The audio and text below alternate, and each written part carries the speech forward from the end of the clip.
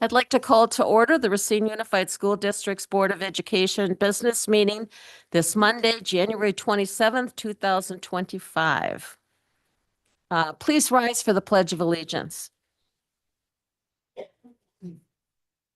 I pledge allegiance to the flag of the United States of America and to the republic for which it stands, one nation, under God, indivisible, with liberty and justice for all. You may be seated. Let's continue with the preamble to the Constitution of the United States. We, the people of the United States, in order to form a more perfect union, establish justice, ensure domestic tranquility, provide for common defense, promote the general welfare, and secure the blessings of liberty to ourselves and our posterity, do ordain and establish this Constitution for the United States of America. Roll call, please. Mrs. Allen. Here. Mrs. Barbian. Here. Mr. Bellagio. Here. Mr. Coe. Here. Mrs. Doxy. Here. Ms. Harris. Mr. O'Connell. Here. Ms. Villar. Ms. Walker Cleveland. Here. We have 7 present, 2 absent. Okay, we have a couple out with illness. Let's continue with approval of the agenda. Mrs. Barbian, I'd like to make a motion to amend the agenda. Okay, I'd like to move item H of the action items, which is the discussion on the Red Apple name change, to item A. okay, Move it up to the first on the action. okay. I need a motion that would include Mrs. Doxy's or not, her recommendation. Do I have a motion? Didn't she make the motion? Yeah, Was that's he my seconded? motion. Oh, you did make a motion. Yeah, that's the motion. I'll Okay. Sorry, I move that we amend the agenda as stated. Okay, And very- then I'll second that. very good. Any questions on the motion? Okay, let's vote. Mrs. Allen. Yes. Mrs. Barbian. Yes. Mr. Bellagio. Yes. Mr. Coe. Yes. Mrs. Doxy. Yes. Mr. O'Connell. Yes. Ms. Walker Cleveland. Yes. Okay, that's 7 yeses. Okay, we will move Red Apple first in the action items. So. All right, let's go on with, oh, there are no recognitions tonight. So let's go on with monthly school student achievement reports, Case and Horlick. Mr. Gajewski, who's first? Yep, we'll lead off with Case.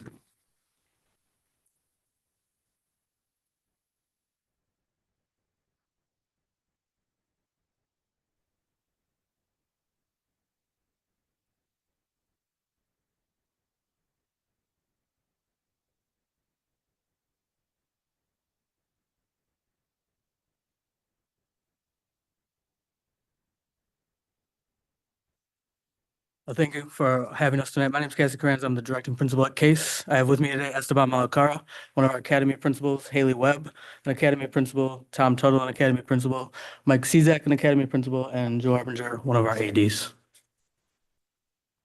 So our 2 goals for this year were, number 1, to increase our attendance. So last year we had a goal of 86% and we made it, we were at 85.8%.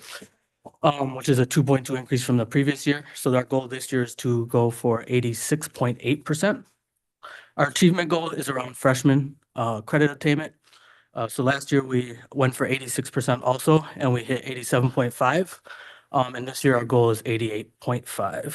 Currently, we're at about 85% for on track to graduate for our freshmen.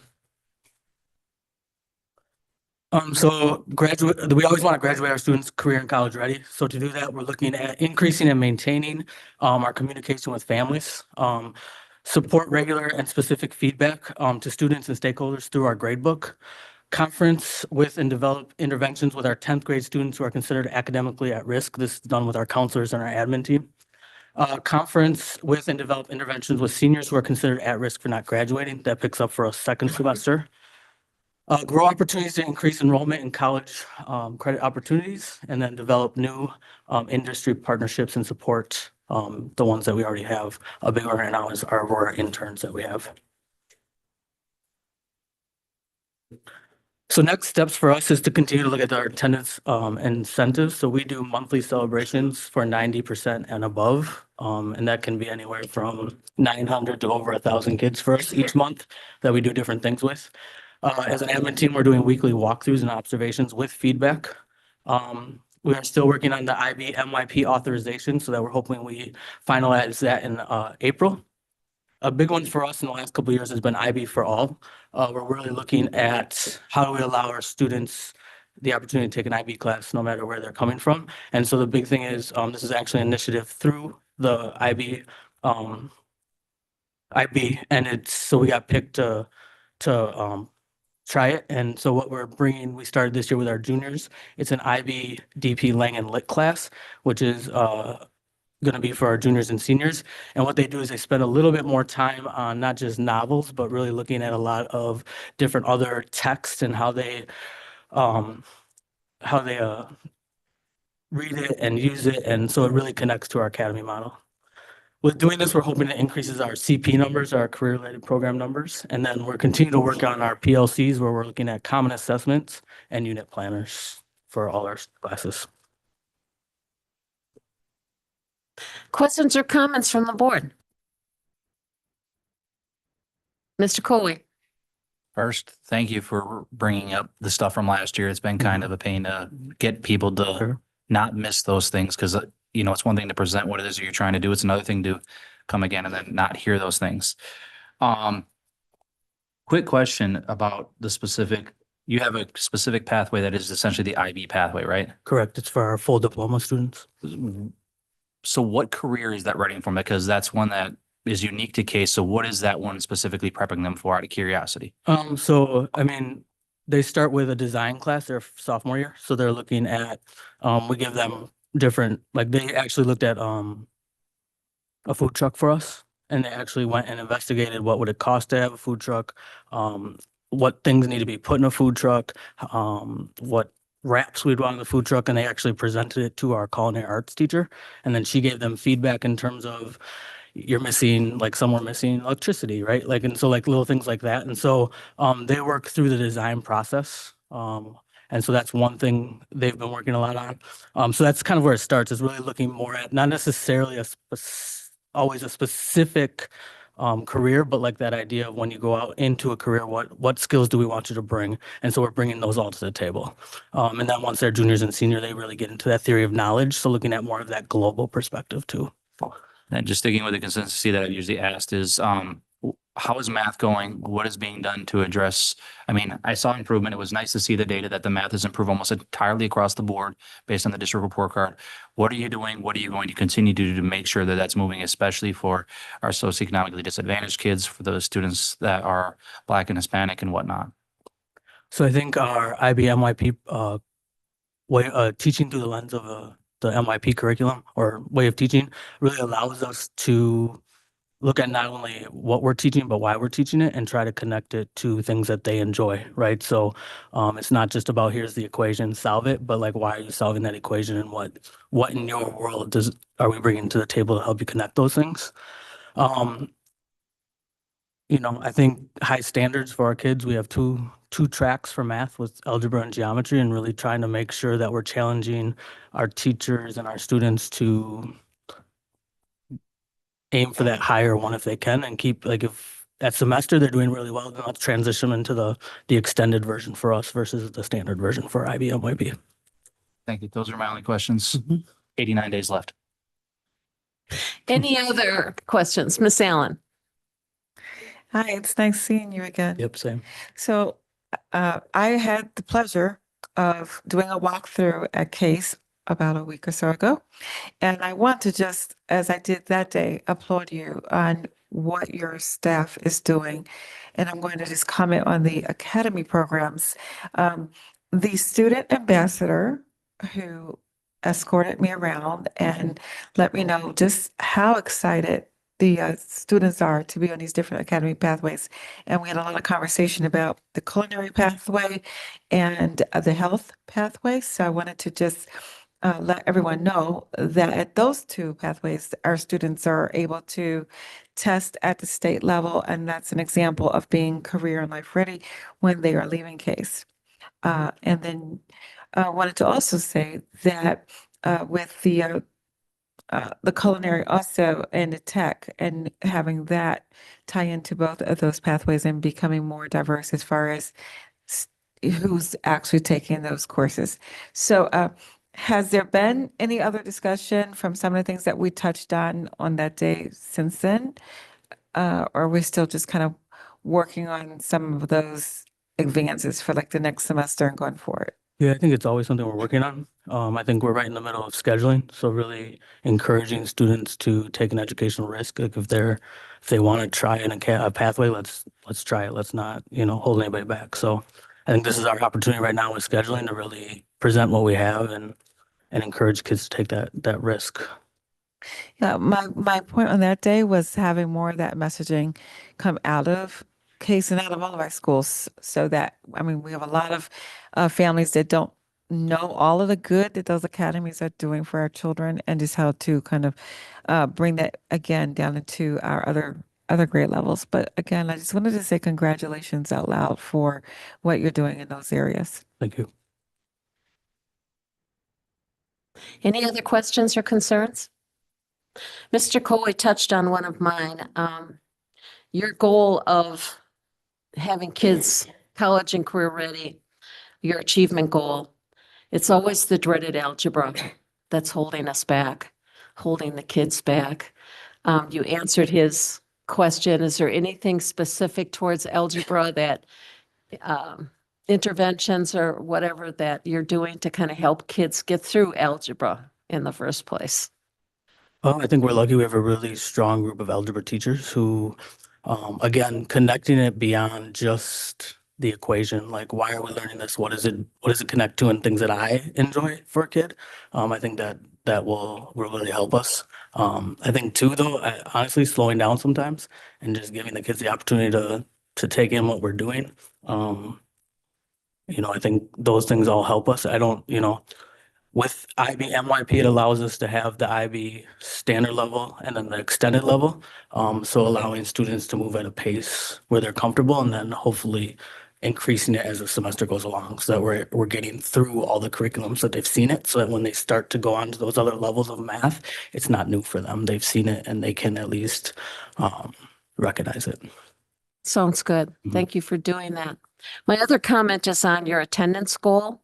Glad to see it creeping up to that 90%, which the district's goal is. I saw that you have incentives for kids and a lot of them. Anything else that you're doing? I mean, there's some kids, I'm sure that the incentives just aren't enough of a motivation to get out of bed at 5:36 in the morning. So anything else that's going on at Case?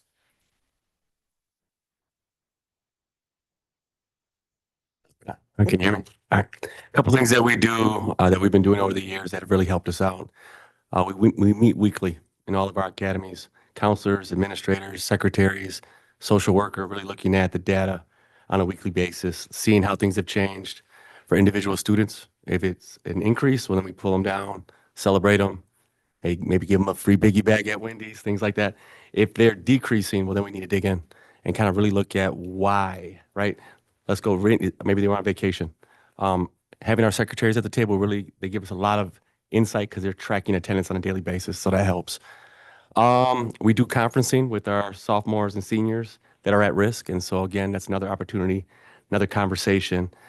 We want our students to really own their education, and so being able to come in and say, hey, remember what your goal is, how you doing in your classes, and so those things are helping out a lot. Taking care of students that are off track in our competency-based program, that's been a big plus for us as well, right? Helping students reset habits at any point. At any point's a good time to reset a habit, and so that's something we believe in. That's something we preach, and I think it really helps us get those results. It's tough during the winter to get the kids to school. I know that, and it's been a rough winter in my opinion. It's been so cold. So I appreciate all of your efforts. Any other questions or concerns? Please thank your staff for us for all of their hard work. We really appreciate everything they're doing. Thank you.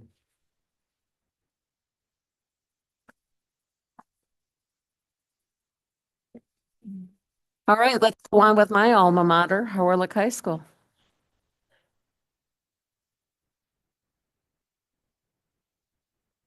I can still sing the song if anybody is interested. I want to hear it.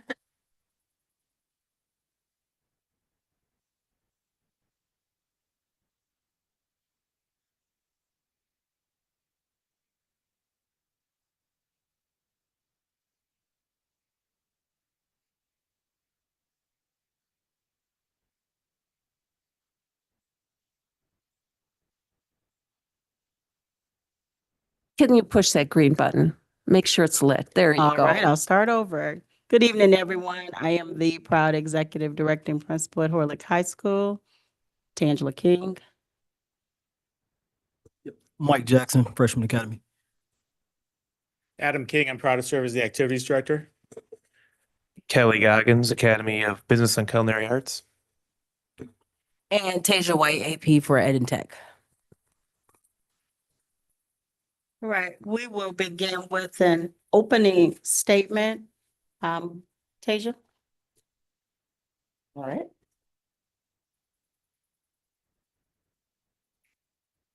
So we felt it was important to open our presentation today with the statement, just speaking of the rich history that Horlick High School has in our community. We remain very steadfast in our commitment to serving the students that walk through our doors every day. And it is almost frequent that students are telling us how their parents, aunts, uncles, and grandparents attended Horlick. Today, our student population faces significant challenges.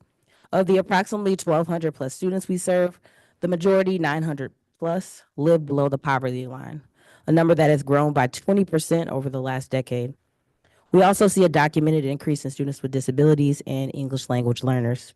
Despite these challenges, we are proud to share that Horlick earned 4 points on this year's student state report card. So that is in 1 year, the first increase we've had in over 9 years. While last year offered unique circumstances, it gave us a glimpse of the potential for forward momentum. As we move forward, we remain very committed to turning challenges into opportunities and continuing to build a future where every student at Horlick can thrive.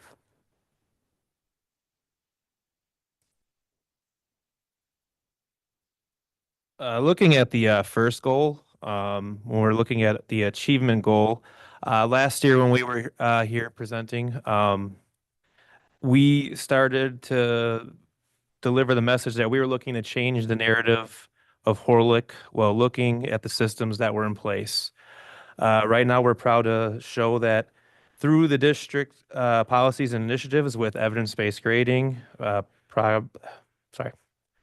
project-based learning, and professional learning communities, we are seeing a decrease in ODRs in the classroom as well as across the school environment. So we are down 20% this year when we're comparing semester one to semester one of last year. We are seeing that we are graduating 81% of our students last year. Our goal was 86, so we did not meet that mark, but we are proud of the graduates and where they are at with the product that we are putting forward to the community and the world beyond us. We are seeing a number of our students earning passing grades at a higher rate than we were previously, and our credit attainment is nearly 78% at this point. So first try at those courses. Our second goal, every day, I'm on the PA at the end of the day, mentioning to the kids the importance of being in class. That helps the kids in class. What we're doing for the kids out of class is we have a lot of incentives for the kids to show up. And we also have a lot of tiered interventions, We do home visits. We use IC to communicate with the families to get the kids in class. We use social workers to get kids in the class. Anything that we can do to get them in class. And we are seeing an improvement at Horlick with the attendance. Last year, the goal was 90% attendance, regular attendance rate. The school hit 78.9%, which was 6.5 points higher than the previous year. This year, our goal was 86% of the students will maintain a 90% or higher. And as I said, we're doing that through the targeted engagement strategies, consistent family communication, and tiered incentives. Every week, we're giving out gift cards to kids in a raffle if they hit that 90% attendance mark. We're meeting in the attendance teams just as Case does, where we have social worker, principal, and academic staff in there to make sure that we are getting the kids what they need to be in school and making sure that we're fostering equity and belonging for all of our students so that they do graduate college and career ready.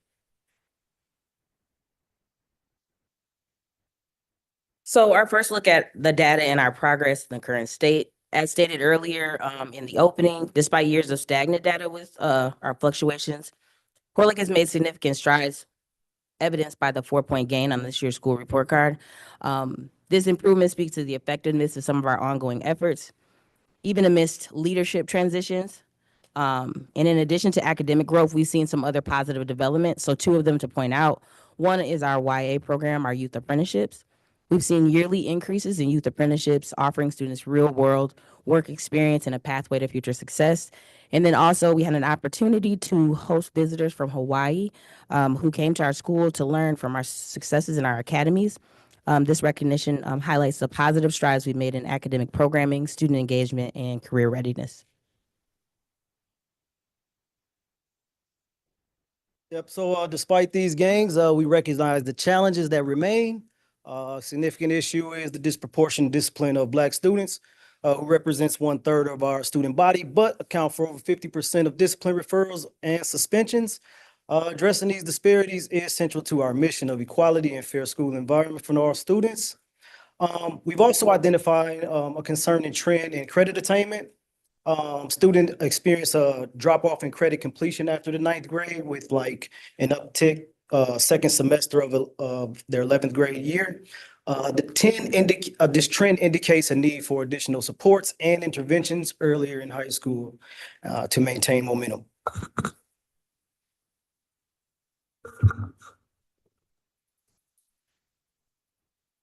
All right, so looking at our next steps, the one thing that we are really focusing on is systemizing our routines and practices and sweating the small stuff. We have to work on getting behaviors and just the consistency of the normalcy, being back in the building for a number of years now, coming out of the pandemic, getting all those things in perspective so we can get some forward trajectory and some positive traction.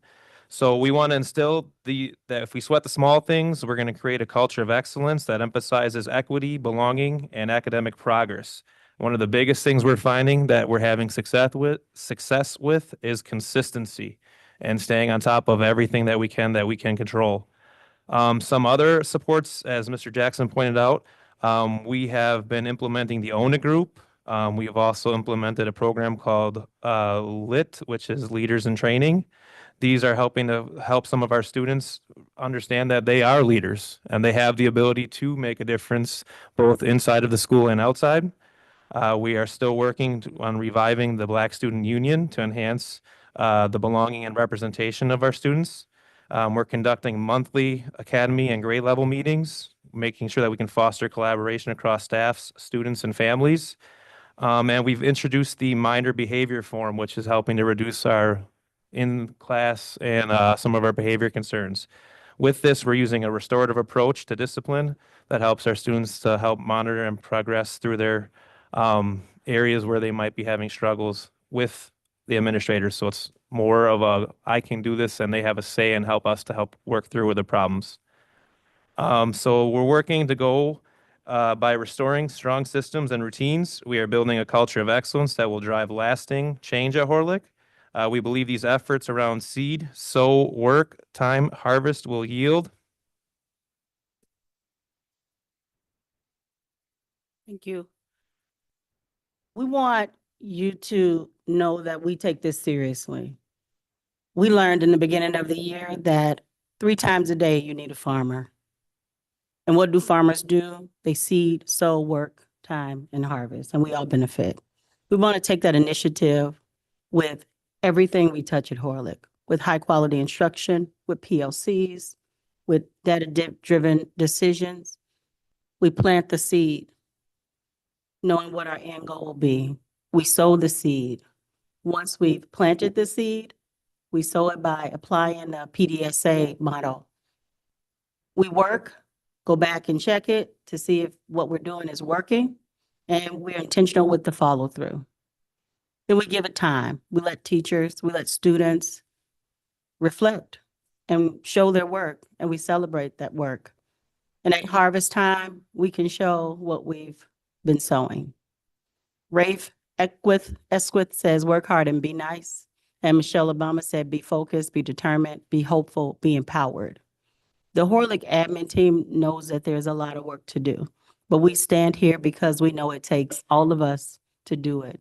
And applying this mindset ensures that each step that we take will help us move forward in our success, growth, and most importantly, getting kids to graduation.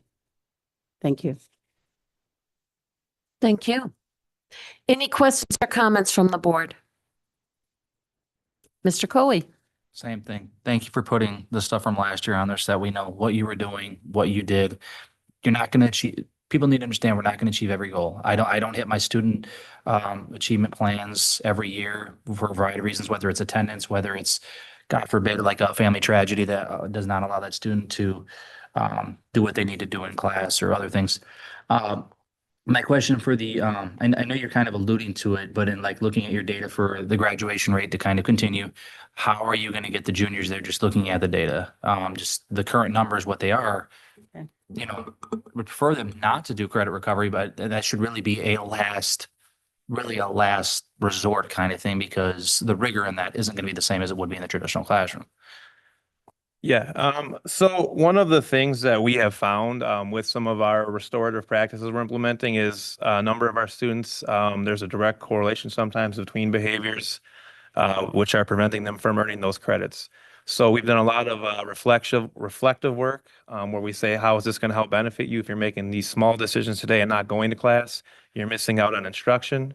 And not only are you missing out on instruction, there's a good chance you might be influencing other people to follow along with you because sometimes those are the decisions that our young people make. They go together as a group. It's very rare that we see one or two people sneaking out. It's usually a group of people.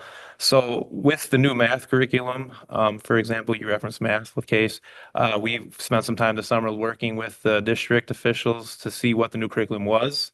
They share the timelines with us. So when we're doing our instructional walkthroughs, we know what to look for and we're aware of the pacing model.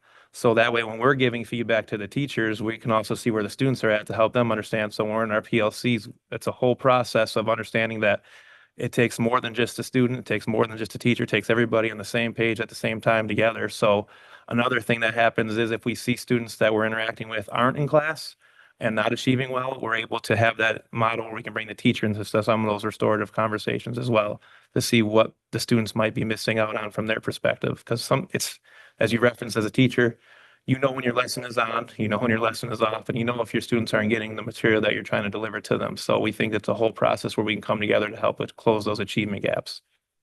Second question, you mentioned like with math and kind of supporting and whatnot. How do you balance supporting the teacher in a walkthrough, knowing you may not necessarily be the content expert in the room and they have an idea because I knew social studies, I don't do science. You can't, like, I just don't understand it as well.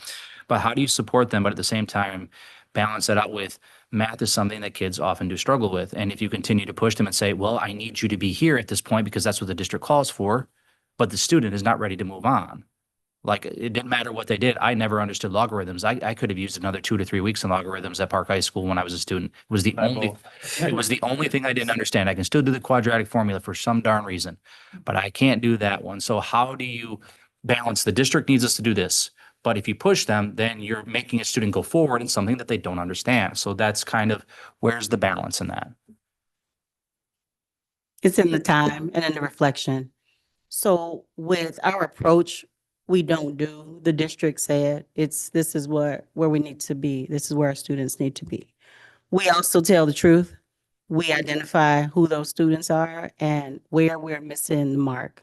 So we give our department chairs time to talk about where students are missing the mark. This year, we are very hyper-focused on PLCs. What does it look like to have a true PLC and how does it support your work? But we also are very intentional about fidelity of the curriculum that's there. But once we find that balance and we work to get that balance with teachers, once we find it, then we're going to work it. That's what we're going to sow. We're going to sow the interventions. We already, with this data dig, it was a deep data dig. We identified the students who may not be attaining the credits that will get them to graduation for next year. We want to continue to identify those students so we can see who they are. And then we can identify what they need. Then we can identify what resources we have to support those students and then what time we have. And once we work those seeds, And we need the teachers to do that. Teachers who are high school teachers, they are content experts, and their mind is focused and hyper-focused on the goal in that particular content area. So we spend a lot of time with the teachers to try to find where is the balance? What do you need for us to support you? Thank you very much. I hope you have a good rest of your school year as well. Thank you. Any other questions or comments? Mr. O'Connell? Well, this is very encouraging. Thank you. Would you expand a little bit more on the minor behavior form? I think I heard that right, and what that means. And also, I'll channel Ms. Villar here. She is very involved in restorative justice, interested in that topic. So if you would expand on both of those. So our minor forms are in place to cut down on our ODRs. A lot of the behaviors that our classroom managed behaviors, and we want to make sure that we are not taking administrators off the floors, dealing with things that are classroom managed behaviors, so we can make sure that we're doing our walkthroughs, making sure that the teacher understands what classroom management look like, giving them resources they may need. It's better. Sometimes when we get the minor forms, when you look at it, we can pull up PBIS, for example. We can have that conversation with the teacher. Hey, this is a classroom managed behavior. These are some steps you should try. Let's try these steps. And it's really cut down on our wasting administrators' time where they could be doing administration stuff rather than dealing with minor classroom managed behaviors. So that was the purpose and goal of that. I think looking at it as well, there's a lot of power when teachers are, I'm going to use power again, but empowered to have some of those resolutions be in the classroom. So if it just comes to us and it comes across our desk, it's going to be more punitive, and that relationship that is in danger of having some damage done to it is in the classroom. So when the behavior is a classroom managed behavior, we can refer it and help support the teacher in that process and help facilitate some of those conversations that will leave the student wanting to come back and not feel like they have been wronged or they're confused in the process. We really want to empower our teachers and our students to be a part of the processes. So that way it's not just a principal making a decision and that they feel like that relationship is damaged as they have to go back to that classroom more frequently than us. Does it seem like the students are internalizing this? They realize the difference in approach? I believe so. We tell the truth with students too. We try to use progressive discipline. And if it so happens that a student is in front of the desk of an academy principal or even myself, we walk them through the handbook, but we also walk them through the life book. We understand that they're kids, and we help teachers understand too, this is part of their growth. And the progressive discipline supports that. It gives them an opportunity to get the rightful consequence for their behavior, as opposed to a very, very swift, heavy hammer for their consequence. And keeping kids in school as well. Like I don't think we mentioned our refocus room that we have. A lot of times when we write minor behaviors, they can go there and kind of get themselves together, go back to the classroom, have that conversation with the teacher, with an advocate.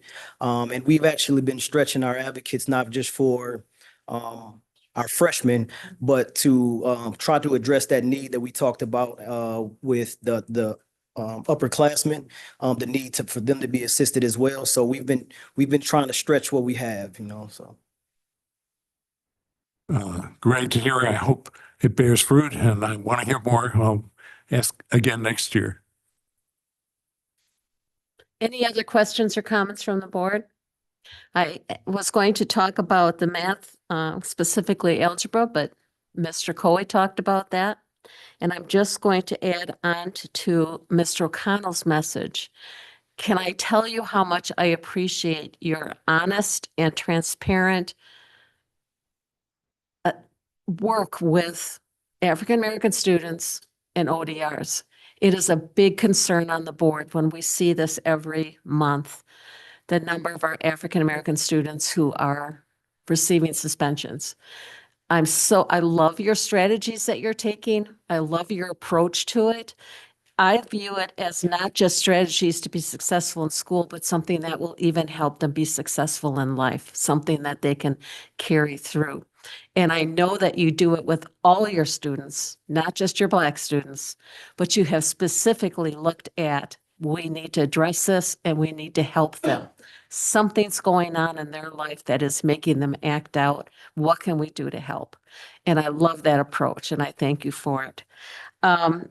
The only other thing that I wanted to add was a thank you to your staff for all their hard work, all the construction that's going on. I know that's been a hassle for you and your staff. I know they're going to appreciate it when it's done, but right now I know it's difficult.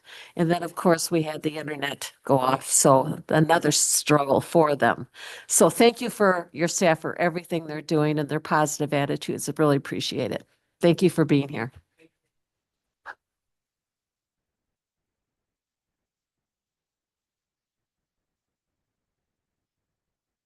And let's go on superintendent's report, Mr. Gajewski.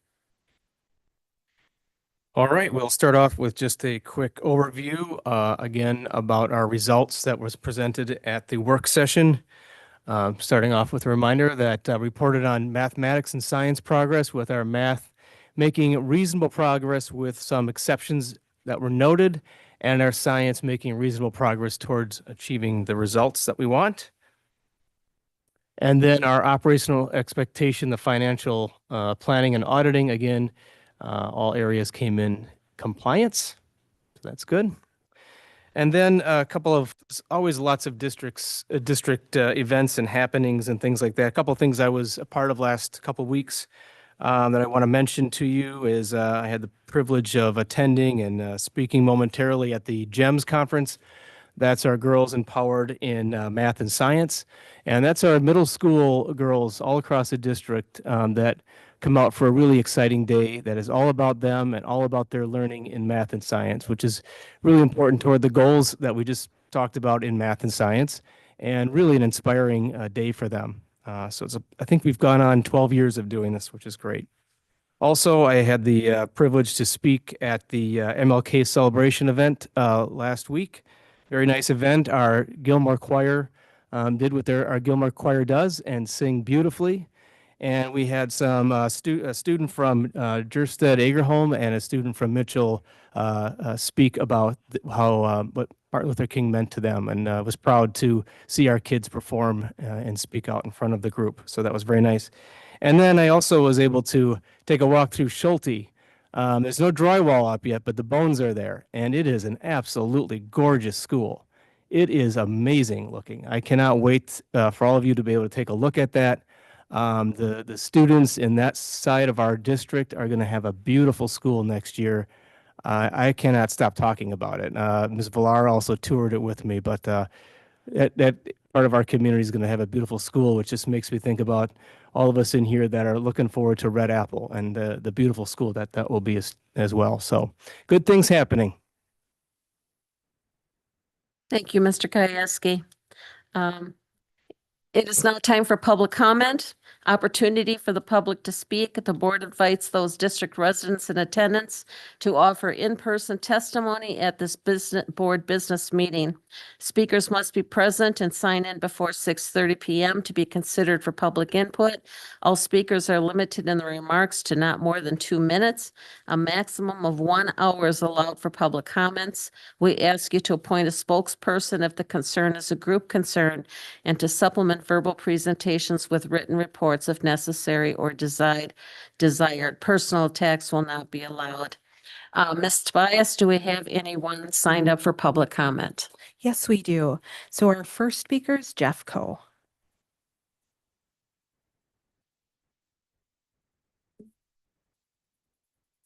Thank you, guys. Hopefully this will be my last time to visit you guys for something like this. Good evening, members of the board. I come before you one final time to speak about something that transcends mere letters on a building, the living legacy of Red Apple Elementary. Over these past discussions, we've explored our school's rich history since 1974, our countless transitions, and our enduring commitment to educational excellence. Tonight, I want to focus on what's truly at stake. When a child puts on a Red Apple t-shirt, they're just not wearing school colors. They're carrying forward a torch that's been passed down for nearly 5 decades. Every morning when our students say, I'm going to Red Apple, they're not just stating a destination, they're claiming membership in a community that has defined educational innovation in Racine for generations. As we prepare for our move to Center Street in 26, our students will face significant changes, new hallways, new classrooms, new routines. In times of such transition, they need an anchor of identity, a name that reminds them they're a part of something bigger than themselves. The Red Apple name isn't just a label, it's the thread that weaves together our past achievements and future aspirations. While we deeply honor Dr. Laurel Clark's legacy, such a significant change to our identity should be driven by compelling community need and thorough public dialogue. This proposal, arriving without that foundation, bypasses the very stakeholders who have built and sustained Red Apple's legacy, our students, families, teachers, and alumni. As you make your decision tonight, I ask you to think about the message we send to our students. Do we tell them that the identity they've embraced, the legacy they're part of, can be easily set aside? Or do we show them that some things like the values, community, and excellence that Red Apples represents are worth preserving? The choice before us isn't about resisting change. It's about maintaining the core of who we are as we evolve. Let's ensure that when we open our doors at Center Street, we do so as Red Apple, the name that has meant excellence in education since 1974, and the name that will continue to inspire future generations of students. Thank you for your time.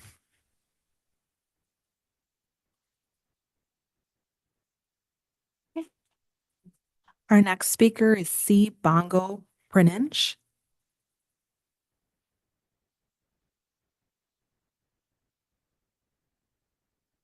And after her will be P. Knotek.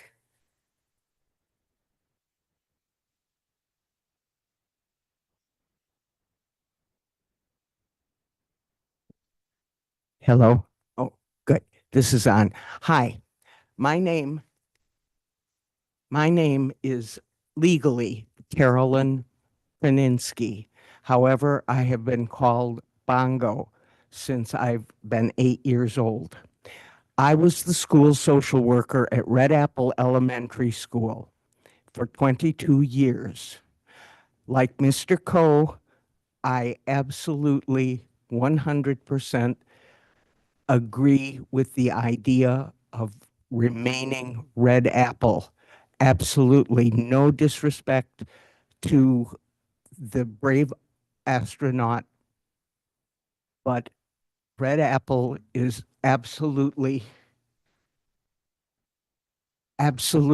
so dear to my heart and to the hearts of others since 1974. What you have seen here, back in the day, we had to put our children's names in a hat and they were drawn out. And despite the fact that I was the social worker at Red Apple, my son got no preference whatsoever.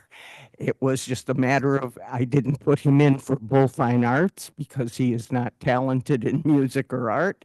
And I also didn't wish for him to go to Jefferson Lighthouse. So I only put him in for Red Apple. What you see here is a picture of my son, who is now 35 years old, serving a meal to President Biden when President Biden was here in Racine in the month of May. I couldn't be more proud of my son, and I couldn't be more proud of the education that he got at Red Apple. Please, I implore you to leave the name Red Apple. Thank you very much for your attention.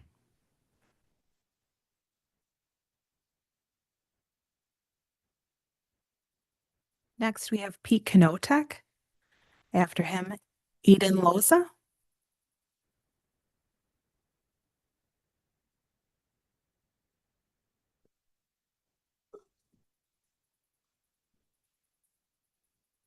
Good evening.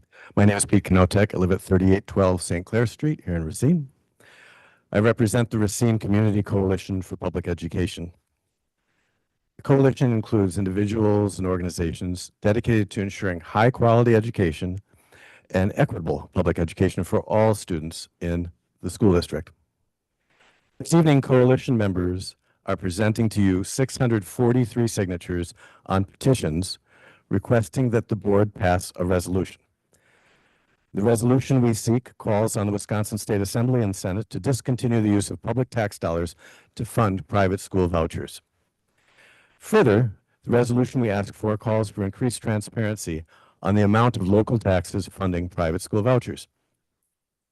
Among the many reasons we call on the board to adopt such a resolution is the realization that maintaining two separate publicly funded education systems in Wisconsin threatens the sustainability of public school districts. As evidenced by the current need for RUSD to go to referendum, Wisconsin's current system of funding public schools is broken and fundamentally unfair and harmful to students and families. Diverting public tax dollars to private school vouchers is one harmful and growing part of the funding system that negatively impacts RUSD. As the legislature takes up numerous state budget priorities and the ongoing efforts to expand the private school voucher programs, we believe now is the time for the board to be vocal about changes needed in state funding of public schools and more responsible use of public tax dollars. The Community Coalition for Public Education looks forward to hearing your response to our petition. Thank you.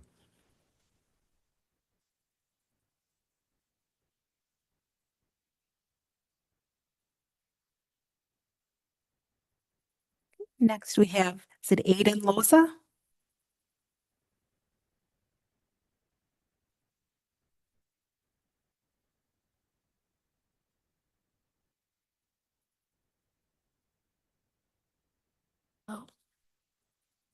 Hello, my name is Adam Loza.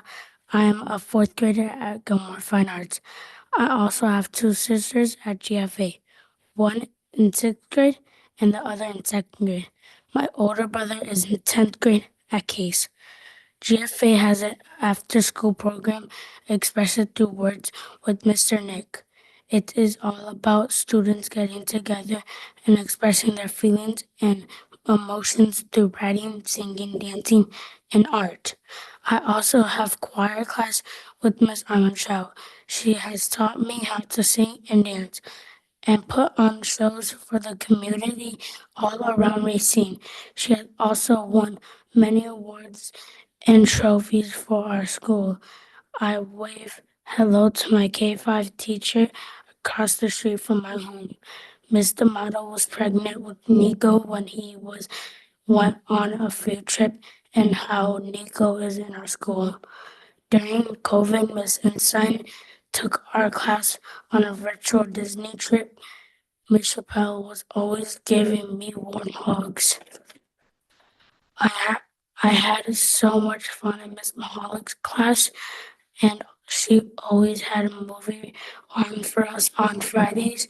Miss Lundy is currently teaching me how to divide. Mr. Tilsman helps me meet my daily goal. All of these teachers have also taught my brothers and sisters. All of them have given me courage to talk about good things and what can we do to make bad things better.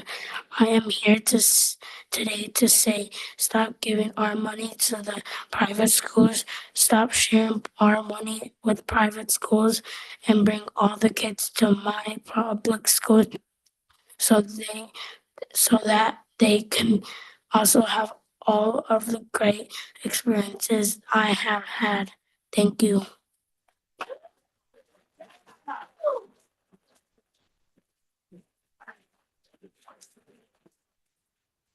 Next, we have Muhammad Hamad.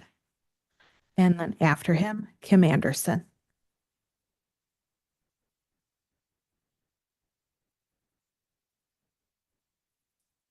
Hello, yes, my name is Muhammad Hamad, and I'm currently a senior at Case High School. My perspective on this topic is by redirecting funding to private schools, the perceived value of the school district is decreased as people will see less of their taxpayer dollars put towards their community. This will have the effect of less votes in local elections going towards district budget, as taxpayers will feel their students are being neglected. By still choosing to provide vouchers for non-public schools and expecting people to vote to increase district budgets during a time in American history with extremely high inflation, you create an image of being tone deaf, both to the struggles of the people who send their kids to your school every day and the students themselves, whose economic situation is directly intertwined with their guardians. This fosters negative sentiment towards the school district as a whole. By choosing to cancel the voucher program, a large sum of money will be reintegrated into the school system and can be put towards public facilities that the vast majority of students and parents use. This will create goodwill amongst the community and make them more likely to vote to increase school budgets, as many will be able to better experience what their tax dollars have contributed, seeing a direct relation between their vote and the quality of funding and opportunity for their students. They will become motivated agents for public education. But this requires that we show results. The first step must be to redirect funds back into the public's hands. Our USD's public schools are all token to standards that many schools supported by these vouchers are not. This funding should remain in public circulation, and those schools which receive money should meet the standards set at a federal, state, and district levels. If not, we will inevitably lose the trust of those who depend on us, and we will lose student trust as well. As a student at Case High School, I do not think it makes sense that funding, which serves thousands of students, is moved to private institutions. We must do better, provide better for staff, students, and for parents. Public schooling has been the foundation of our community, and even I, someone who's almost off to college, does not wish to see our community's coffers go towards institutions without oversights. Thank you.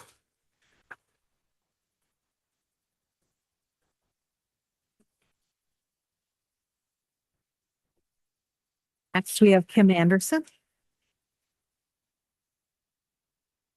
Hello, good evening. My name is Kim Anderson. I am the secretary of the coalition. I also am a parent of 3 RUSD children. I'm here to talk about the petition, and I was one of many people who worked to collect those 643 signatures. I'm here to talk about my experience collecting those signatures.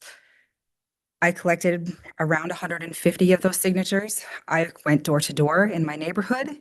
I stood out in front of Pick and Saves, the library, out in front of the public schools in our neighborhoods. And I think it's important for you to know what that experience for me was like. It surprised me, especially given that I live out near Franksville Park. I know who my neighbors are.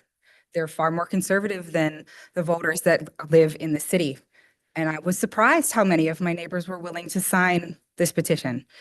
And how few people declined, not just in my neighborhood, but generally. Out in front of public schools, you would expect most people would be willing to sign it. But even out in public spaces like the library or stores, very, very few people declined to sign.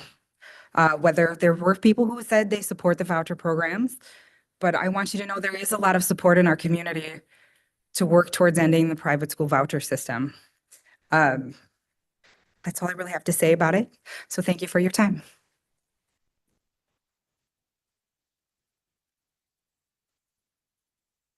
Next, we have Taraya Riley.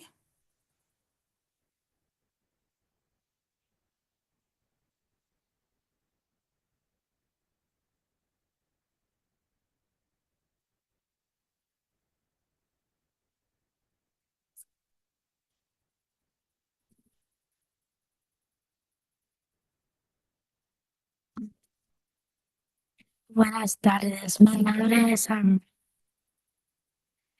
Buenas tardes, mi nombre es Araya Martin, tengo 8 años y estoy en 3er grado en la escuela de S.C. Johnson. Este es mi 4 año en la programa de lenguaje dul. Me encanta leer y espero mejorar en matemáticas todos los días. El Distrito Unificado de Racine debería recibir más dinero para financiar mi estudiación, no las escuelas privadas. ¿Para qué programa como el de lenguaje siga ayudando a los niños como yo? Gracias.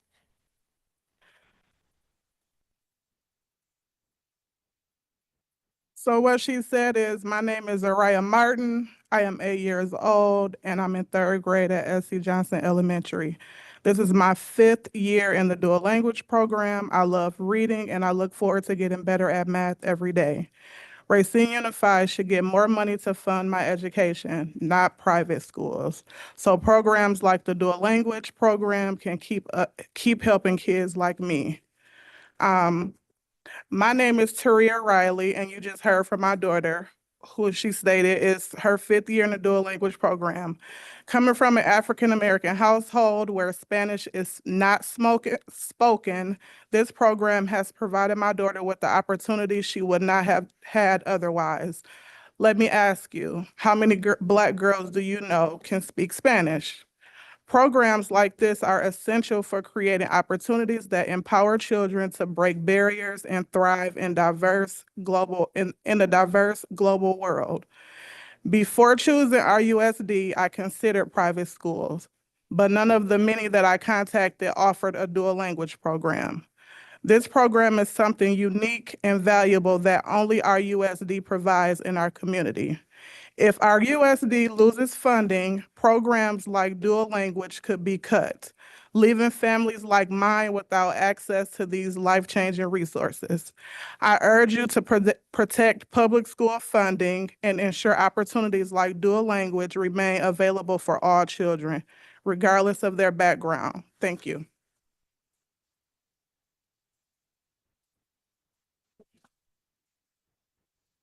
Next, we have Dalitha Bostic. And after her, Jose Palacios.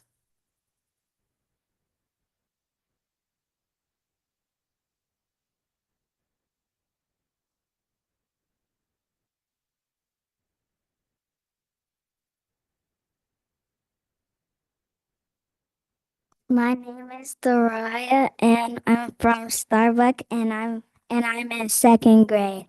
Please don't take money away from my school. My school is where I learn, make friends, and dream about what I want to be when I grow up. If we don't have enough money, we might lose teachers who help us, books to read, or fun things like art, music, and sports. Every kid deserves a good education so we can all have a chance to be our best. Please help us keep our schools strong and safe for everyone.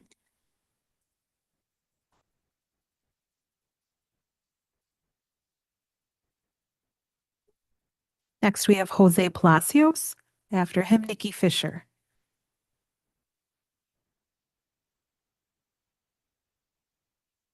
Good evening, everyone. And just to let you know, the young lady who spoke to you in Spanish said it perfectly well, and there were no errors. It sounded like a native speaker, so she did an excellent job. Congratulations. So my name is Jose Reynaldo Palacios. I'm a former RUSD dual language teacher, and I also the former state director of Wisconsin League of United Latin American Citizens, or LULAC Wisconsin, and also former president of LULAC Council 320 for Racine and Kenosha counties. LULAC is one of the oldest Hispanic civil rights organizations in the United States. I speak on behalf of support of the public tax dollars for public schools. LULAC has always supported the public school system and especially opportunities for the Latino child. The League of United Latin American Citizens strongly opposes school vouchers and other funding methods that limit public education resources. LULAC believes that public schools should be fully funded and that students should have access to quality, safe, and desegregated education. LULAC will support and still supports, educational progress and opportunities for our children all over the United States. LULAC will continue to encourage the development and support of public schools to provide equal and fair educational opportunities for all children, and asks that until private schools improve their standards and accountability, financial support doesn't happen at the expense of public schools through public tax dollars. We ask that RUSD School Board consider supporting this as well. Thank you very much.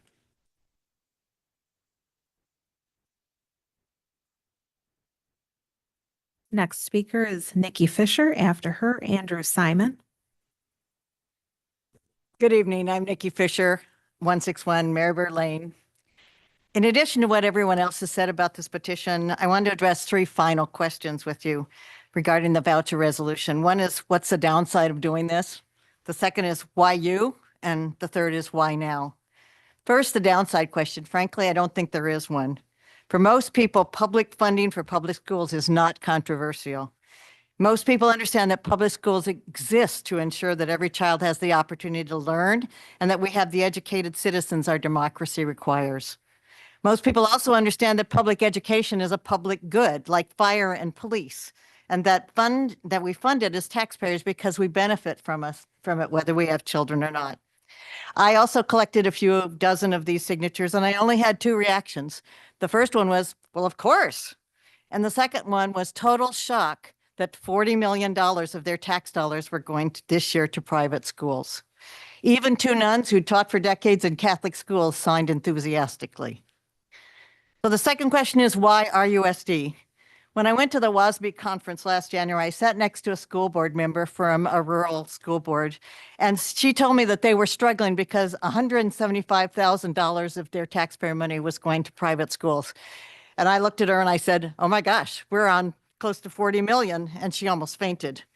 One small district has already passed a similar resolution, but if you, the 5th largest school district in the state, were to pass this, you could give both permission and courage to other school boards across the state to follow your lead. Finally, why now? It's another budget year, and we'll be fighting again for adequate funding. As part of this fight, it's important for everyone to know that $700 million of taxpayer money went to private schools this year, and that number is growing while public schools are starved for money. So on behalf of more than 600 of your constituents, we're asking that you pass this resolution as soon as possible. It doesn't have any force of law, but it will send an important message that RUSD board unequivocally stands up for public money for public schools. Thank you.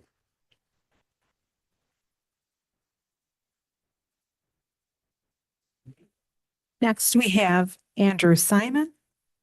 After him, Colin Ostrowski. Good evening.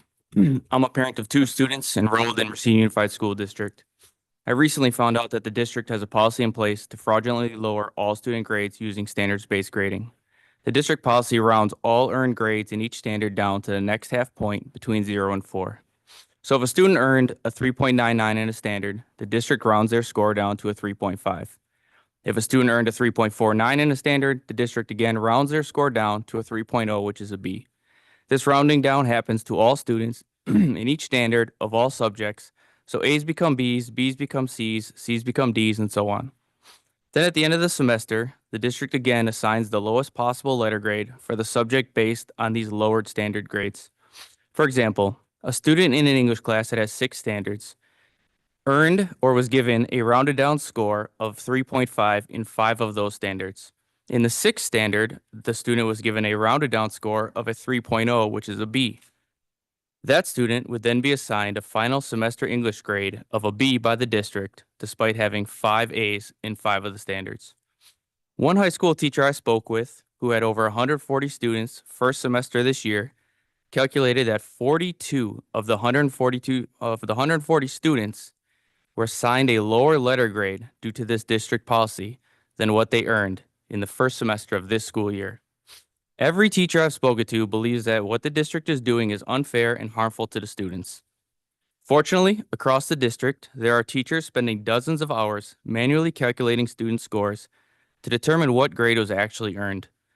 Those teachers are then, at the end of the semester, manually adjusting the grades in Infinite Campus back to what the student earned at the end of the first semester. Knowing that students' grade point averages are used on job applications, college admissions, and scholarship applications, the long-term effect of fraudulently lowering high school student grades is catastrophic. I've already reached out to the superintendent and to each member of this school board, but the policy remains in place. My daughter had a 3.76 in math. She was given a B by the district. I would encourage every single parent in the district to calculate their child's earned grade in each standard in Infinite Campus, and then call the superintendent and the members of this school board and ask why the district is rounding their grades down. I would ask you to please direct the district to stop lowering student grades. Give the students the grades that they earned. Thank you.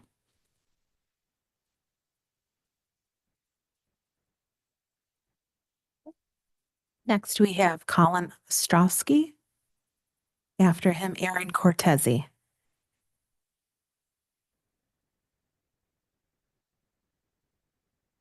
Hello, everyone. My name is Colin Ostrowski. I'm an engineer and a volunteer robotics coach at the Case High School. The robotics program participates in the FIRST Robotics Competition. It's a worldwide robotics competition that builds fridge-sized robots in order to compete against other high schools. RUSD is fortunate enough to have two of these teams, one at Case, which is in collaboration with the Real School, and one at Walden High School. Both of these teams are actually considered clubs at the RUSD school district. So for these clubs, they compete amongst hundreds of other high schools, and the Milwaukee competition was held at the Panther Arena downtown. So it's a very large program, and it's kind of unfortunate for me that I've been told that this is a club and not a sport. I have been told that a sport has a governing body, which we do. First Wisconsin, as well as First in New Hampshire, is the global head. And that because it's not an athletic sport, but esports is also considered a sport within the RUSD school district, I question why it cannot be moved up to be a sport. Being a club is very restrictive as far as what we can use for the school and when we can meet. And being a club that we want to compete on a high level as well as these other teams, it can be quite of a challenge. Primarily, our funding comes from outside companies. So we get thousands of dollars from corporations within Racine and Milwaukee County to fund our team. And the reason they do that is because they want these students to work for them. So the first job I got out of high school was because of the FIRST Robotics program. And I would just like to see that the FIRST Robotics program at both of our Walden and Case is recognized as a sport and not as a club, as the other clubs don't go to competitions and don't have a rigorous timeline for delivering a product. Thank you.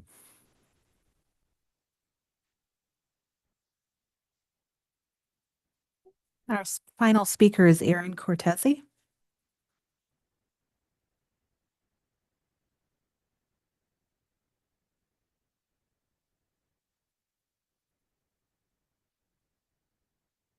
Hello, I am here with my son, who is a sophomore at Case as well. And I'm here to speak to you about this new grading system that is in place this year.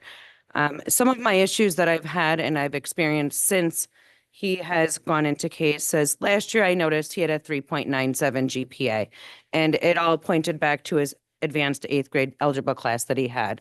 That teacher had since retired. I reached out to her and spoke to her the day before she retired. She said she would be willing to go back and change his grade to give him what he deserved. One of her quotes to me in her email was, "The high school rarely tells me how they're doing their grading things." So I now have a student who was a soft freshman at the time, entering with a 3.97 at the end of his freshman year, who would never be capable of earning his 4.0 while he's still taking all advanced IB courses at Case. And then last year, he agreed with me the grading was very easy, but then we changed our grading system yet again this year. So he broke it down to me because I'm questioning his grades and I'm wondering, how are you ending up with a B? You have all these different grades. He actually said, well, I reverse engineered everything and I came up with how I got this. So I'm going to break it down to you on one of his classes. 90% of his grade, he was scored in 4 categories. He received a 4, a 2.5, a 3.5, and a 4, which equals 14. You divide that by 4 and that's a 3.5. So theoretically should be an A based on how they're doing the new grading system. That's considered 90% of his grade. So that 90% then breaks down to 3.15. His scrimmage, which is considered more of a knowledge testing skill, is 10%. He received a 3 on that. 10% of 3 is a 0.30.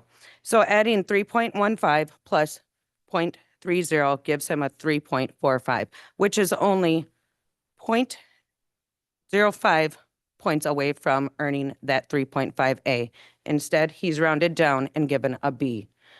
Again, speaking on the other gentleman who spoke about the grading and things rounding down, it's very discouraging to our students, to our children, to want to take any Excel classes when they are not given any extra benefit or credit for it and treated as if he were in a regular class.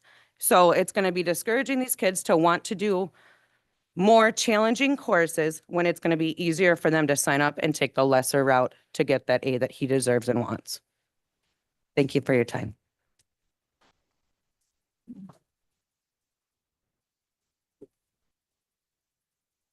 Okay, let's go on with the agenda.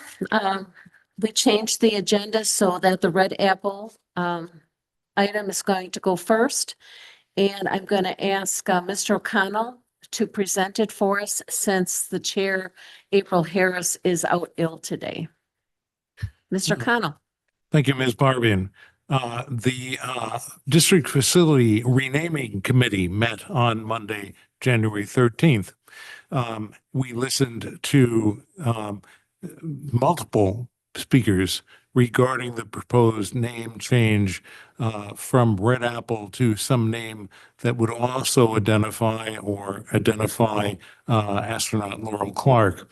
After considering what we had heard, the committee recommended to that we recommend to the board that we retain the name Red Apple for the new school on Center Street.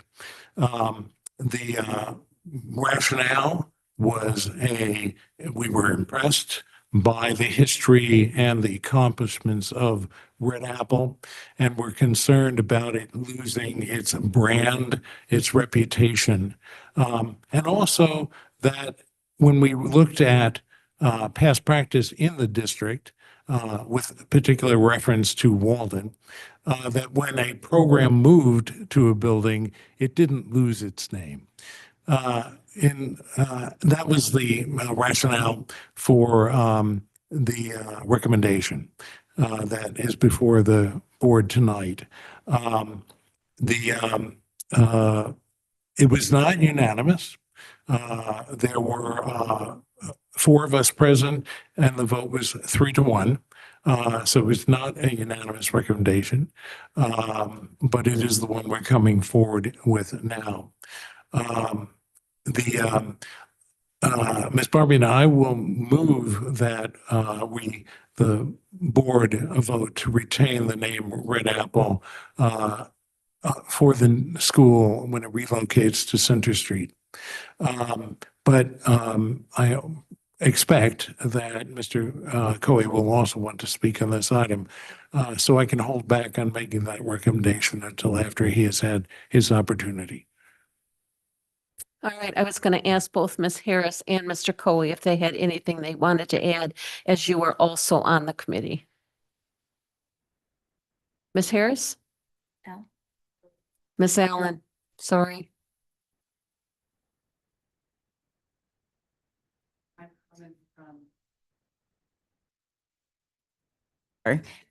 Was that I agree that we could keep the name of the school Red Apple and then consider that we would name a program or something inside the school with keeping in mind the names that we considered, but then also acknowledging the new neighborhood and the history that's there so that we would have a sense of unity in that building, in that space. So that's But that's what I still believe.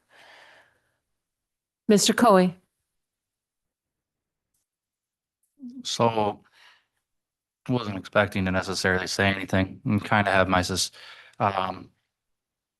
idea of how people feel about it. I didn't make a suggestion lately. This was originally my idea. I'd reached out to board members almost 2 years ago about this. I'm a history teacher and I absolutely love my home. I love Racine. We have a Fortune 500 company from here. You know, we've had numerous things invented in Racine. We're part of the Underground Railroad. I mean, I didn't even understand to the extent that the Underground Railroad was a part of Racine with one of the churches that's still downtown when I was educated about that even a few weeks ago. Because to be frank, it just doesn't feel like when I was taught in class, these things came up.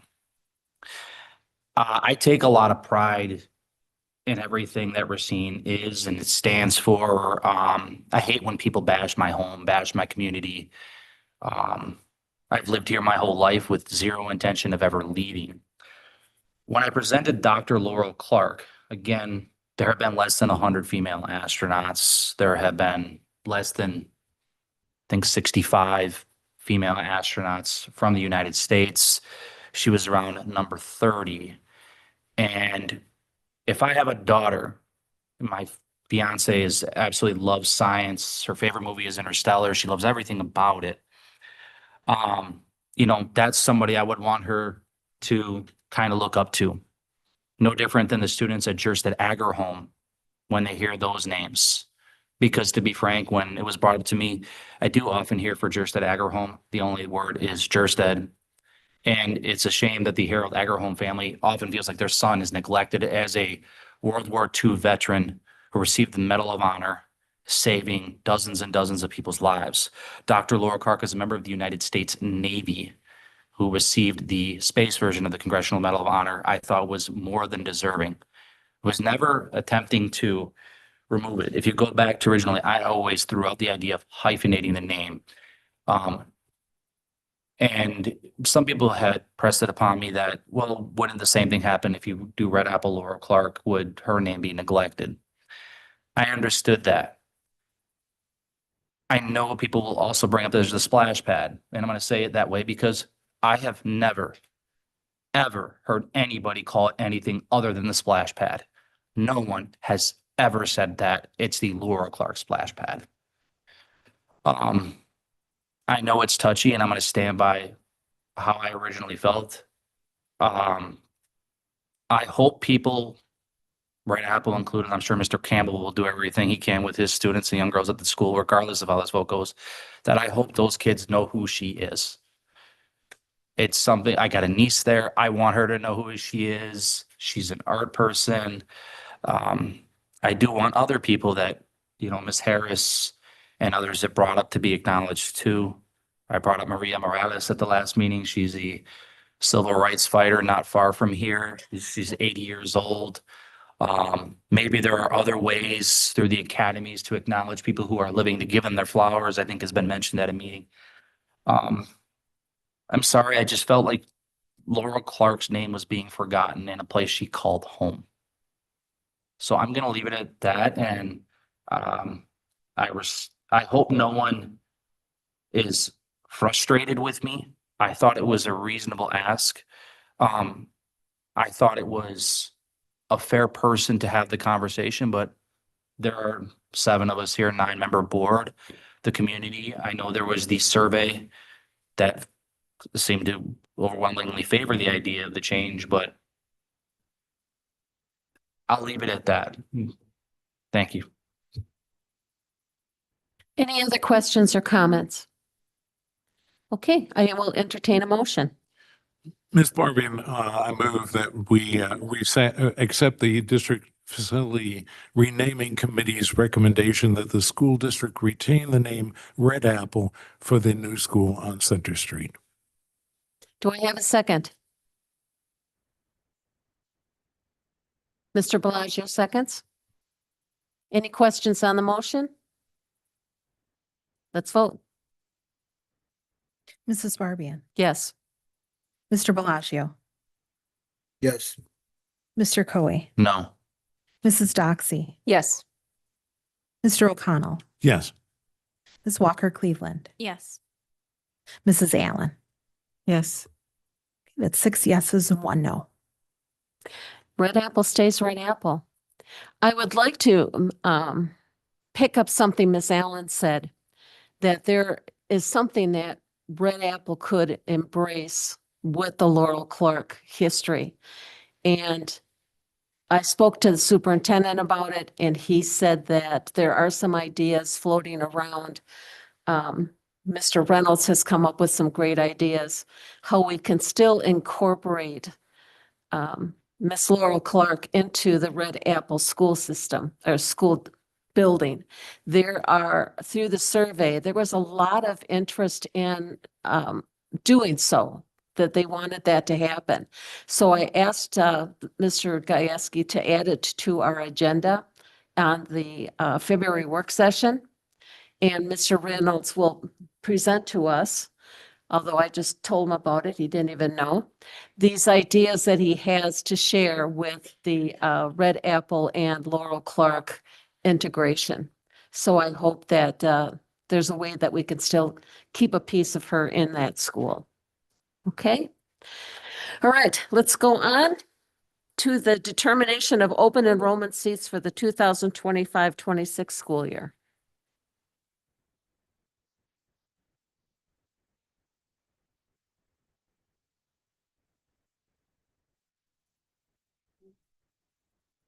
Who is it?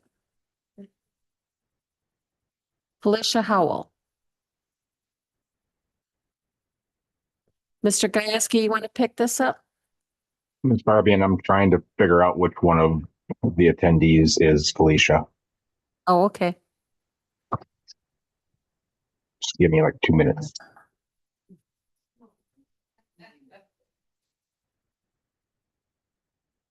She's a lovely young lady. We've talked to her before.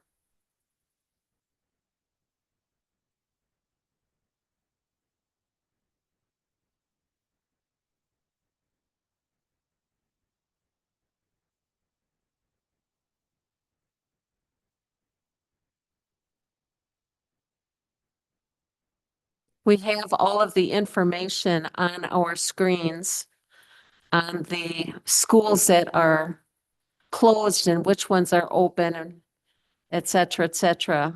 I don't know if there's something she wants to add. Yeah, I don't think there was anything additional. I think she's going to be available if you had any additional questions after reading that. But yeah, it was presented last time. It was presented last time and shared with us at the work session. So I'm going to follow up with what Mr. Gajewski said. If there's any additional question by board members, please feel free to reach out to Mr. Gajewski and he can connect you with Ms. Powell. Okay? I need a Felicia motion. should be here. Say again? Felicia should be here. I just promoted her.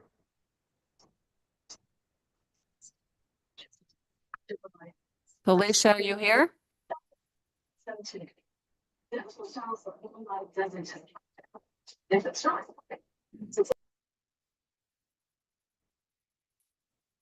Ms. Barbie and I will make the motion if that would help things. Yes. I move that we accept the open enrollment space designation for the 2025-2026 school year as presented. Thank you, Mr. O'Connell. Do I have a second? Second. Mr. Coe seconds. Any questions on the motion? Let's vote. Mr. Bellagio, Yes. Mr. Coe, Yeah. Mrs. Doxy, Yes. Mr. O'Connell, Yes. Ms. Walker Cleveland, Yes. Mrs. Allen, Yes. Mrs. Barbian. Yes. Okay, that's 7 yeses. Motion passes. Let's go on with the resolution authorizing the issuance of not to exceed 22 million general obligatory promissory notes, and I'm not going to read the rest. We talked about this quite a bit at the work session, went over all of it. Anything you'd like to add today, Mr. Sarek? There's not. We are proceeding as described at the work session. Very good. Any questions or comments from the board?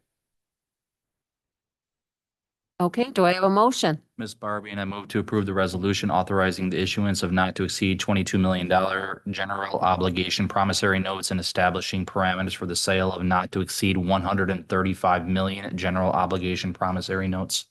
Thank you. Well read. Do I have a second? Thank you, Ms. Doxy. Any questions on the motion? Let's vote. Mr. Coe. Mrs. Doxy? Yes.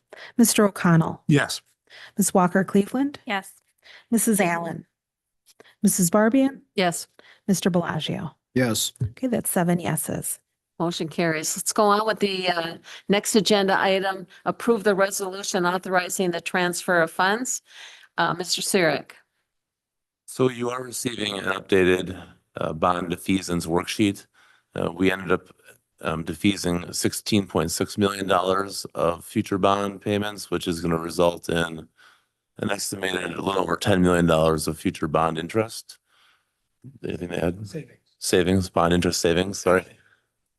So it's just we had to up it a little bit to 16.6 million.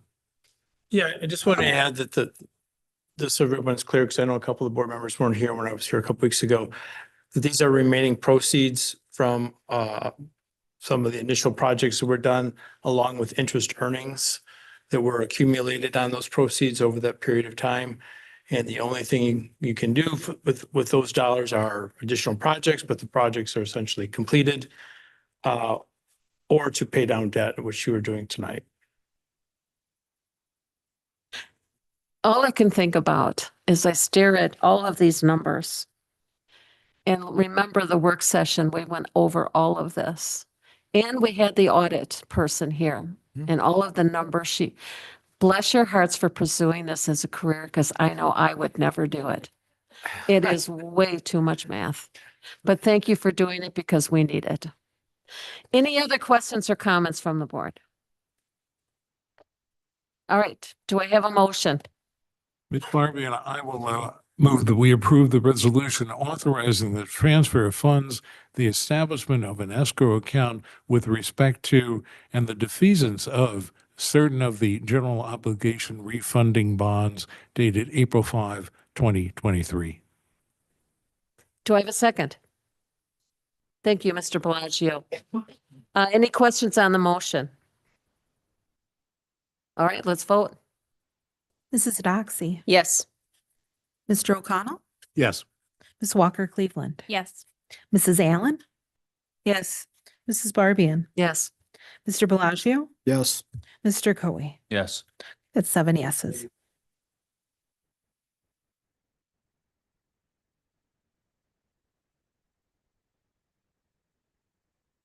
Let's go on with the early bid package for Gifford. More construction.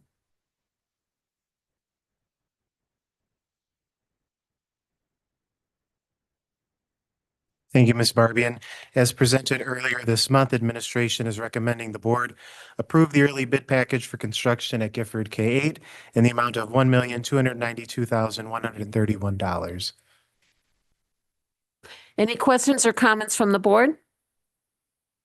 Do I have a motion? Mrs. Barbie and I move we approve the early bid package for Gifford K through 8. Oh, it might, hang on a second. I might have, thanks. Approve the early bid package for construction at Gifford K through 8 in the amount of $1,292,131. It doesn't all fit on my phone and I can't get into my computer. Thank you. Do I have a second? Thank you, Mr. O'Connell. Any questions on the motion? All right, let's vote. Mr. O'Connell? Yes. Ms. Walker Cleveland? Yes. Mrs. Allen? Yes. Mrs. Barbian? Yes. Mr. Bellagio? Yes. Mr. Coe? Yes. Mrs. Doxy? Yes. Okay, that's 7 yeses.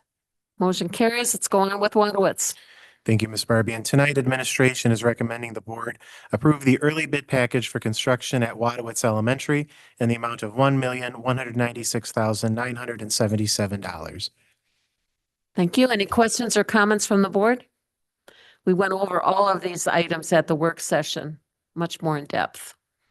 Okay, do I have a motion? Ms. Barbian, I move to approve the early bid package for construction at Wadowitz Elementary in the amount of $1,196,977. Thank you, Mr. Coley. Do I have a second? Ms. Doxy, thank you. Any questions on the motion? Let's vote. Ms. Walker Cleveland, Yes. Mrs. Allen, Yes. Mrs. Barbian, Yes. Mr. Bellagio, Yes. Mr. Coe, Yes. Mrs. Doxy, Yes. Mr. O'Connell. Yes. That's 7 yeses. Motion carries. Let's go on with Frat. Thank you. Tonight, administration is recommending the board approve the Gilbane Incorporated Guaranteed Maximum Price for Construction at Pratt Elementary in the amount of $10,843,484 and a total project budget of $13,941,501. Okay, any questions, comments from the board? All right, I need a motion. Ms. Barbian, move to approve the Gilbane Incorporated Guaranteed Maximum Price for Construction at Frat Elementary in the amount of $10,843,484 and a total project budget of $13,941,501. Thank you. Do I have a second? Thank you, Mr. O'Connell. Any questions on the motion? Let's vote. Mrs. Allen, Yes. Mrs. Barbian, Yes. Mr. Bellagio, Yes. Mr. Coe, Yes. Mrs. Doxy, Yes. Mr. O'Connell, Yes. Ms. Walker Cleveland. Yes. That's 7 yeses. Motion carries, and we're going to keep Mr. Reynolds here, the approval of the renewal of the Procore Construction Management Software. Thank you. And finally, administration is recommending the board tonight approve the renewal of Procore Construction Management Software for, actually, let me state this again. Approve the renewal of Procore Construction Management Software renewal for $205,687.47. This too was presented earlier this month. That's right, and it's done, this is our first renewal, our second year, or is it our third? This is our second time Yeah. renew, or I'm sorry, this is our second time renewing, so the third time it has been before the Right, board. and we need it for the construction. Correct. Okay, very good. Do I have a motion? Oh, sorry, any questions from the board? Can I have a motion? Ms. Barbie and I will move approval of the renewal of the Procore Construction Management Software renewal for $205,687.47. Very good. Do I have a second? Thank you, Ms. Walker Cleveland. Any questions on the motion? Let's vote. Mrs. Barbian, Yes. Mr. Bellagio, Yes. Mr. Coe, Yes. Mrs. Doxy, Yes. Mr. O'Connell, Yes. Ms. Walker Cleveland, Yes. Mrs. Allen. Yes. Give it 7 yeses. Thank you. Let's go on with the board consent agenda. Do I have a motion? Ms. Barbie and I will move approval of the board consent agenda as presented. Do I have a second? I'll second. Thank you, Ms. Doxy. Any questions on the motion? Let's vote. Mr. Bellagio, Yes. Mr. Coe, Yes. Mrs. Doxy, Yes. Mr. O'Connell, Yes. Ms. Walker Cleveland, Yes. Mrs. Allen, Yes. Mrs. Barbian. Yes. That's 7 yeses. Very good. Let's go on with the superintendent consent agenda. Mr. Coe. Ms. Barbian, I would ask that we consider 8F separately from the rest of the superintendent consent agenda. The results to be math and science. Yes. Okay, Do you need me to make a formal motion to separate them, Mr. Tobias? I'd like to make a motion to separate 8F from the rest of the superintendent consent agenda to consider separately. do I have a second? Second. Questions or comments on the motion? Okay, let's vote. Mr. Coe, Yes. Mrs. Doxy, Yes. Mr. O'Connell, Yes. Ms. Walker Cleveland, Yes. Mrs. Allen, Yes. Mrs. Barbian, Yes. Mr. Bellagio. Yes. Okay, that's 7 yeses.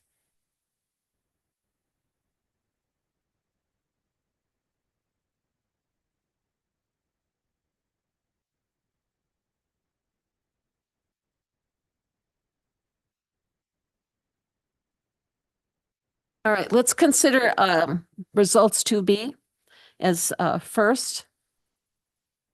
And I have it up on my screen. Any questions or comments about this item? Mr. Coe. So because of what I brought up last time and then reviewing math and seeing similar data trends, especially as it relates to the ACT, I know we're accepting the monitoring report as essentially presented, I believe. But I'm just going to make it clear that I'm going to vote no on this one just because I don't agree with what the district is presenting. I don't see similar progress because when I looked at math, I would argue it was worse. So I'm just making it clear that I will be voting no on that. Okay. Any other questions or comments? All right, I need a motion for item results 2B. Ms. Barbian, I will move that we accept the results 2B, Math and Science, monitoring reports as making reasonable progress with the exceptions noted and making reasonable progress toward achieving the desired results respectively as submitted under the superintendent consent agenda. Do I have a second? I'll second. Thank you, Ms. Doxy. Any questions on the motion? Yes, Mr. Coe. I'm just going to make the comment. When I looked at math in 4 out of 5 years, the similar subcategory I brought up in science was 0. That's why I'm doing this, to be clear. Thank you. Let's vote. Mrs. Doxy, Yes. Mr. O'Connell, Yes. Ms. Walker Cleveland, Yes. Mrs. Allen, Mrs. Barbian, Yes. Mr. Bellagio, Yes. Mr. Coe. No. So I Okay. have 6 yeses. Motion passes. Let's go on with the rest of the superintendent consent agenda. Do I have a motion? Ms. Barbian, I move approval of the remainder of the superintendent's consent agenda as presented. Thank you, Mr. O'Connell. Do I have a second? Thank you, Ms. Walker Cleveland. Questions or comments from the board on the motion? Okay, let's vote. Mr. O'Connell, Yes. Ms. Walker Cleveland, Yes. Mrs. Allen, Mrs. Barbian, Yes. Mr. Bellagio, Yes. Mr. Coe, Yes. Mrs. Doxy. Yes. 7 yeses. Okay, the consent agenda is approved. We have exhausted our agenda. I need a motion to adjourn. Thank you, Mr. Coe. Do I have a second? Thank you, Ms. Allen. Let's vote. Ms. Walker Cleveland, Yes. Mrs. Allen, Mrs. Barbian, Yes. Mr. Bellagio, excuse me, Yes. Mr. Bellagio, Mr. Coe, Yes. Mrs. Doxy. Yes. Mr. O'Connell. Yes. Okay, that's 7 yeses.